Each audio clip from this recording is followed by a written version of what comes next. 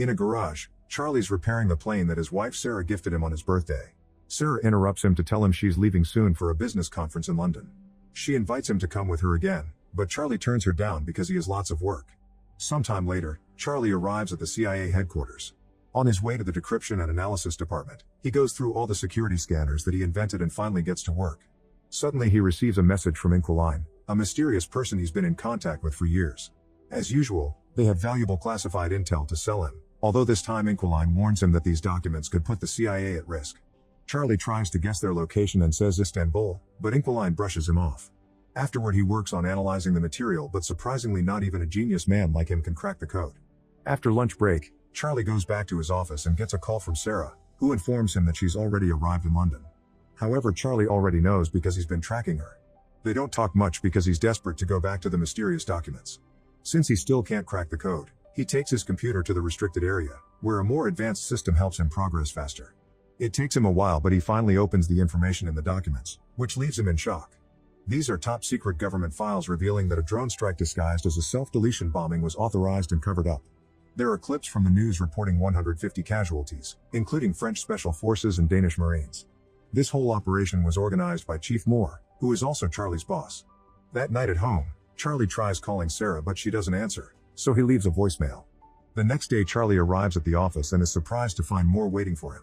Moore takes Charlie to the office of O'Brien, who became director very recently. She explains that there's been a terrorist attack at a hotel in London and Sarah was one of the victims. Charlie refuses to believe it and wants to call Sarah, so Moore turns on the TV to show him the news. The reporter describes how 4 terrorists bursted into the hotel, took 4 hostages and killed 2 of them. Next, Moore plays the hotel's security footage, which shows all the chaos during the incident and confirms that Sarah was one of the victims. When Charlie goes home, he finds dozens of reporters waiting for an interview and the police trying to keep them back. A friend helps Charlie enter the house without being bothered. The next day Charlie confronts Moore and Supervisor Caleb because he's very suspicious of what happened. He can't believe the terrorists could have slipped past the thousands of security cameras in London, not to mention they drove into traffic. Moore promises they're investigating, but Caleb sends him home. The following day Charlie goes to the airport to pick up Sarah's body and her belongings. At home, he looks inside the suitcase and finds a gift Sarah had bought for him, which makes him have a breakdown.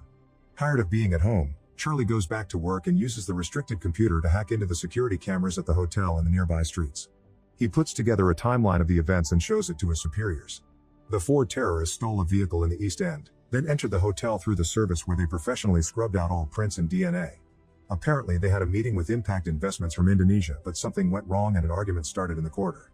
One of the firm's security men got angry, so a terrorist opened fire, killing one of the guards and leaving the other one in critical condition. Hotel security was immediately alerted and they called the police. Desperate to leave the building without getting caught, the terrorists entered the conference room and captured some hostages. Sarah was taken because she tried to help some of the attendants to escape. Charlie's run voice and facial analysis, so he's managed to get the identities of the 4 terrorists. They're Mishka from Moscow, a former South African Special Forces operative called Lawrence, mercenary Horst, and former intelligence officer Gretchen. Noticing Caleb's and Moore's lack of reaction, Charlie realizes they already knew all this. They tell Charlie they're already working on it and send him to see a therapist. The next day Charlie hides a chip in his ID badge and passes through security without the scanners detecting it. In his office, he prints all the classified files and uses a skimmer on the printer to make a digital copy. That night Charlie goes to a bar and keeps staring at a jukebox. The following morning Charlie confronts his superiors again using the printed files. He lists all of Moore's dirty missions, like bombing a Syrian hospital and striking an Allied base in Yemen, which killed thousands of civilians. He threatens to take everything to the director and reveals that he's triggered a dead man switch. If he doesn't enter a code every 5 hours, the evidence will be sent to the most important news outlets. In exchange for his silence, Charlie asks for full CIA training, fake passports, cash, a gun, and intel on Sarah's killers. After the meeting, Charlie returns to his car and throws up because of the stress. In the office, Moore says that the dead man switch is a bluff, but Caleb points out they can't risk it. They'll search for the trigger if it's indeed a bluff, then they can arrange a deadly accident during training. Sometime later Caleb and his team try to understand how Charlie copied the confidential files. They discuss the possibility of a skimmer, which wouldn't work on their secured computers but could be used on a printer. Charlie could have sent the files to the printer and used a magnetic strip to copy the data. Searching security footage they confirm that Charlie bought a magnetic strip at a store, but they still can't tell how he took it in and out of the building. The team also searches Charlie's house and eventually discovers he went to a certain bar twice. They go to the bar to search it and find an ABBA CD under the jukebox. Caleb chooses that CD in the jukebox catalog and only noise can be heard, so they take out the CD that Charlie left behind. Meanwhile, Charlie arrives at a CIA training facility, where he's welcomed by Colonel Henderson. They start at the shooting range, but unfortunately Charlie isn't a good shooter. He needs to get really close to the target to shoot the right spot. However, when it comes to making bombs, Charlie works outstandingly fast, impressing Henderson. Next, Charlie needs to learn his new identity, so Henderson harasses him and throws him around so Charlie can still recite his new information even under pressure. Lastly, they get the new passports done. That night, Henderson goes to Charlie's room and tells him he isn't a killer, but Charlie insists he wants justice. Then Henderson pulls out a gun and gives it to Charlie, asking him to aim at his chest. Charlie's hands won't stop shaking and he ends up lowering the gun. At the office, the agents spend several hours decrypting the information in the CD until they discover that Charlie had been bluffing about the dead man's switch. They immediately inform their superiors, unaware that Charlie is spying on them. It turns out that the chip he hid on his badge was actually a bug that he planted on the files he gave to his bosses. Moore immediately calls Henderson and tells him to arrest Charlie, however he's already escaped.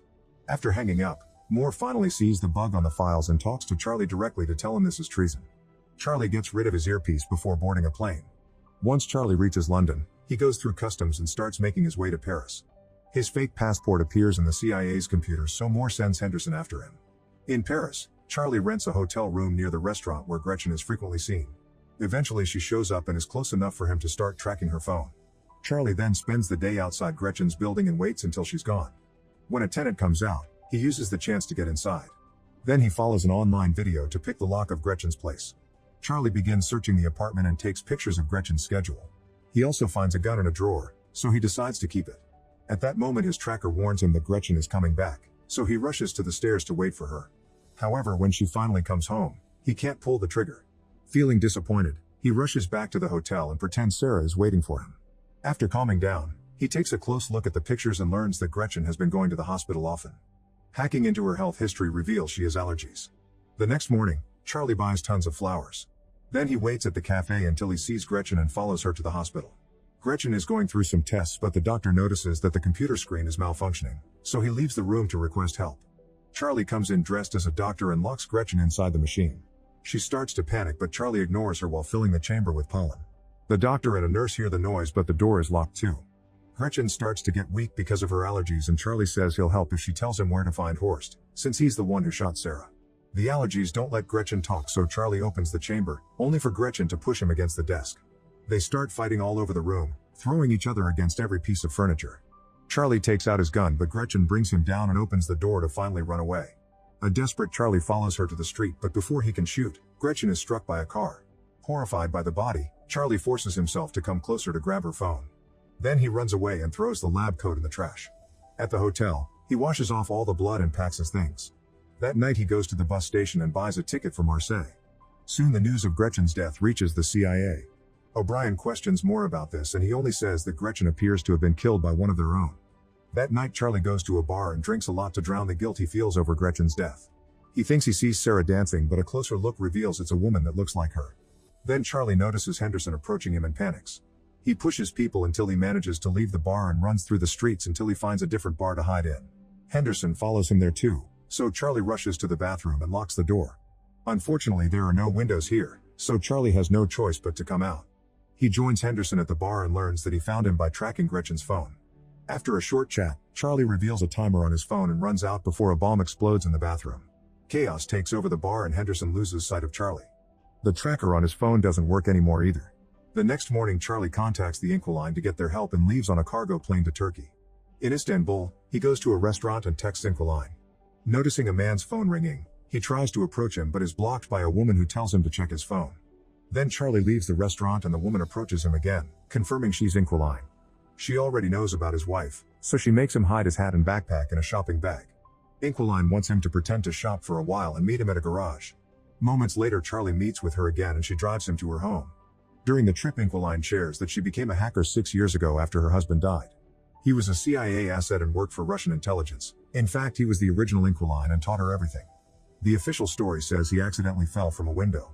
When they reach her home, Inquiline says this is the only place she's managed to stay longer than 3 years and admits she's tired of running. If the Russians ever come for her, she has a gun to self-delete. Then they start talking about the case.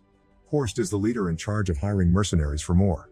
Lawrence is an arms dealer, so Inquiline volunteers to pose as an arms seller to contact him. Lastly, there's Mishka, who travels frequently and posts everything online.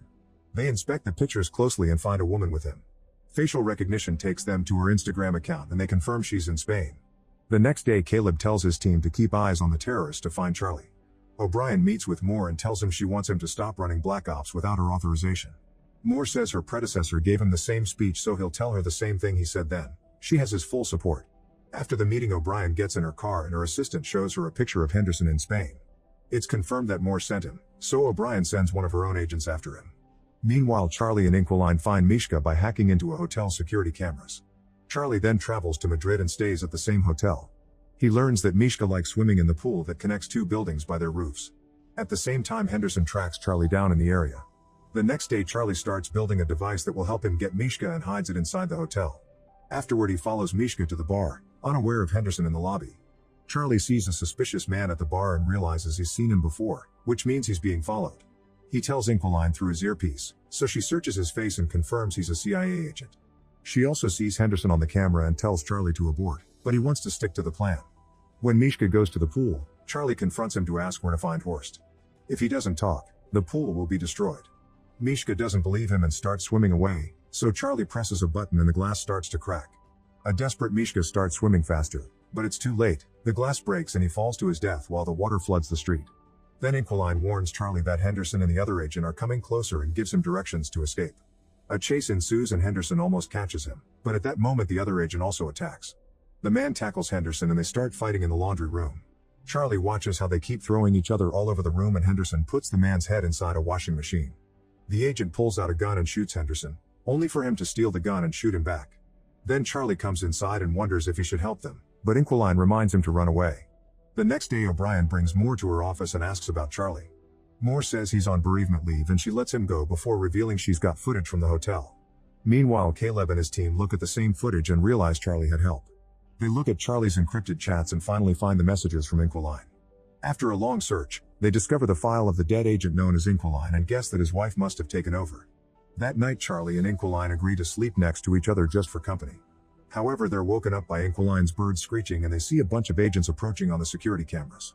The duo immediately runs through a hidden tunnel in the wall and as they make their way out, Charlie sees a drone in the sky. By sneaking into another building, the duo manages to keep going and leaves the neighborhood right before the agents storm into the house. The computer is already deleting all the files, so there's nothing left for them. After running down the beach, the duo gets to Inquiline's car and they're seen by the drone. Soon the agents come after them with open fire, even following them on a boat. After a long chase, the agents manage to damage the car enough to make it stop and Inquiline is mortally wounded. Charlie has no choice but to push the body to the other seat and take over the wheel so he can keep driving until he finally loses his pursuers. Later he leaves the car in the garage and kisses Inquiline goodbye.